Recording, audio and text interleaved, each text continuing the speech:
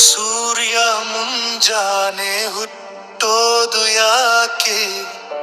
ಸಂಜೆ ಮುಳುಗೋದು ಯಾಕೆ, ಚಂದ್ರ ಹುಣ್ಣಿಮೆಯಂದು ಬರುವನು ಯಾಕೆ, ಅಮಾವಾಸ್ಯೆಯಂದು ಮರೆಯಾಗುವನು ಯಾಕೆ,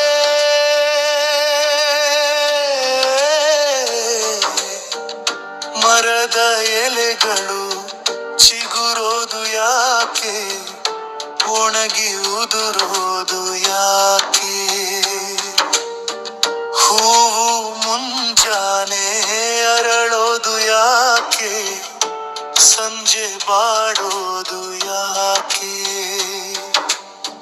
ಬಾಲ್ಯವನ್ನು ಕೊಡೋದು ಯಾಕೆ, ಅದನ್ನು ಕಿತ್ತುಕೊಳ್ಳೋದು ಯಾಕೆ, ಯೌವನ ಬರುವುದು ಯಾಕೆ, ಯೌವನ ಕರಗುವುದು ಯಾಕೆ, ಮುಪ್ಪು ಬರುವುದು ಯಾಕೆ, ಮುಪ್ಪಿನಲ್ಲಿ ಕೊರಗೋದು ಯಾಕೆ, ಹುಟ್ಟೋದು ಯಾಕೆ, ಹುಟ್ಟಿದ ಮ್ಯಾಲ ಸಾಯೋದು ಯಾಕೆ,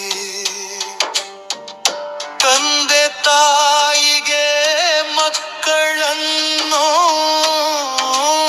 ಕೊಡೋದು ಯಾಕೆ,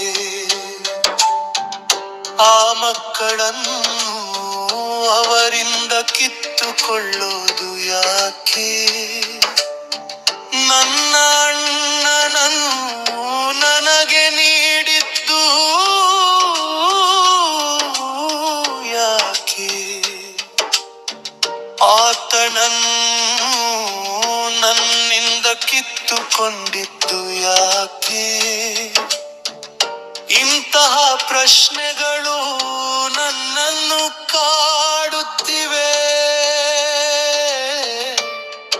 ಇವುಗಳಿಗೆ ಉತ್ತರ